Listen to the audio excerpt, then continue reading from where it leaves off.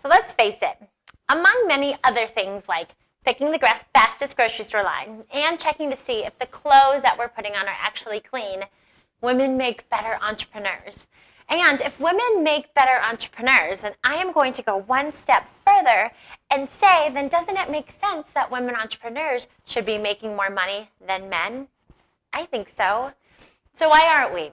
Well, stay tuned because I'm going to tell you why.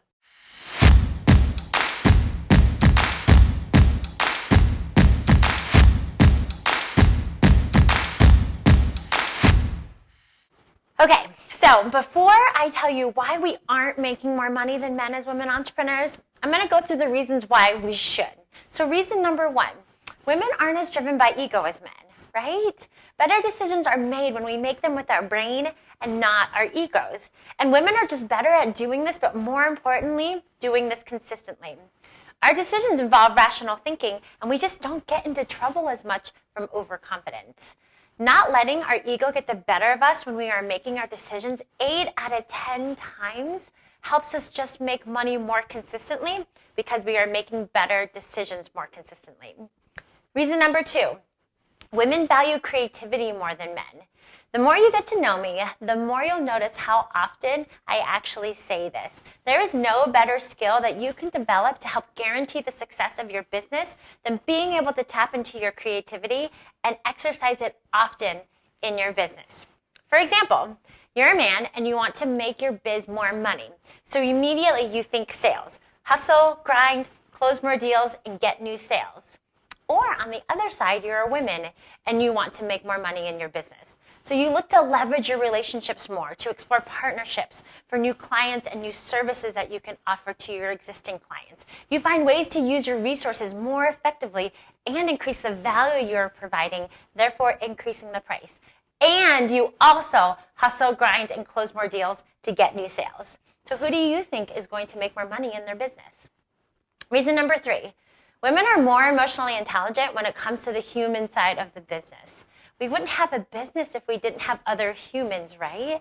And our ability to build great human relationships is just super vital in business. People spend money with people that they trust. And business today looks a lot different than it did 50, 20, and even 10 years ago. That human component of business is just bigger and more important than it has ever been, and women can totally leverage this. Because we are just naturally more empathetic, we are better at building those genuine relationships, which builds trust, which ultimately leads to serving more clients and more customers and generating more sales.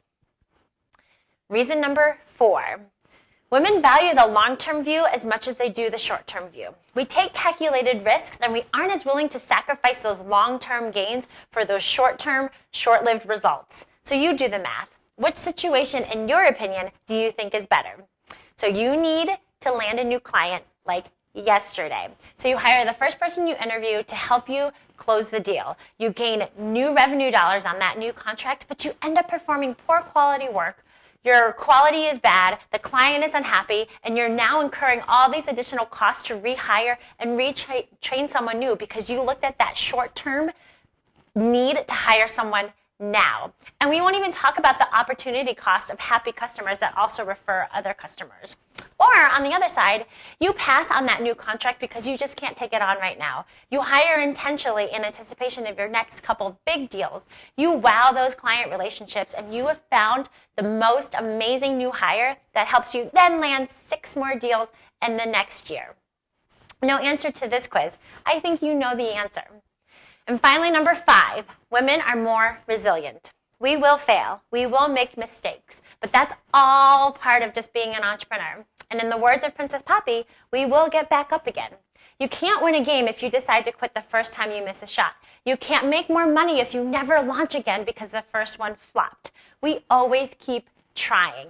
How many times did J.K. Rowling get rejected before Harry Potter was picked up? Something like 12. That brings us back to our first question. Why don't women make more money than men? Well, here's what I think. I think that's because women are just uncomfortable talking about money.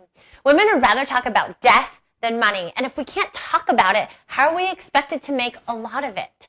I do believe that as women, we all need to roll up our sleeves. We need to up our financial confidence and just get more comfortable about money, making it in our personal lives and in our businesses. And we do that by leveling up our financial confidence. We'll be able to speak confidently about the numbers in our business and use those numbers to take control of our financial success. Are you with me? So, how do we increase our financial confidence? Well, here's what I believe. I believe that you just have to get into them.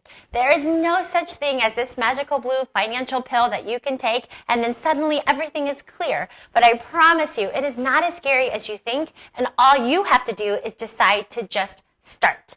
And the first place that you start is with the basics. Just get super clear on what numbers mean the most to your business. And it must be the most relevant to your business, not just what you have heard that you should be tracking. Some businesses, when they're in high growth, high startup mode, only focus on revenue. Some only focus on profit. Some only focus on margin, and some only focus on cost. It really just depends on your goals, where you are, where you want to go, and it may be very different for you. So just get clear on what that one number is, or two numbers, or three numbers, very basic, simple stuff as to what's going to drive your business forward. And then just start tracking those. Get a good system in place to record your numbers as accurately and as timely as possible, and just start tracking them. Soon you'll be able to see some trends and understand where things are heading. And then once you have that good system in place, you can start setting some goals. What goals are realistic but impactful? I do have a whole revenue goal setting process that I will show you guys later, but right now just set some goals. And then after you set your goals, that next step is then to figure out what numbers are the drivers that actually impact these goals, because those are the numbers that you want to focus on every single day. For example, if you have a big revenue goal and you know the biggest drivers of your revenue goal is the number of opportunities that you're opening each week, and maybe the number of clients that you keep each week. So take those two numbers and just start tracking those every single day. Pretty soon you'll be able to predict that revenue just from those two leading indicator numbers. So I know this is a simplified explanation of a very long process, but the process in and of itself is simple. And it's a process that I believe if all women entrepreneurs just commit to just starting, will result in increasing the financial success of all women entrepreneurs. So if you're just ready to start increasing your financial literacy and getting that confidence, then make sure you hit the subscribe button and hit the bell and join me in this mission. And don't forget to join my email list as well. I do provide special content there that I don't share anywhere else. So click on the link below to join me there as well.